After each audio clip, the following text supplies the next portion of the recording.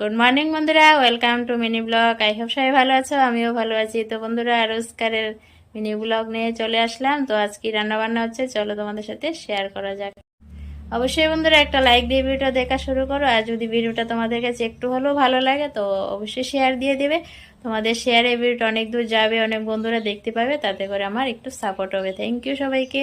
তো চলো দেখতে থাকো। তো বন্ধুরা, আজ চিকেন এনেছি, তো চিকেন কষিয়ে নিচ্ছি। চিকেনের এটা ঝোল হবে, আর চিকেন কষাটা রান্না হয়ে গেছে।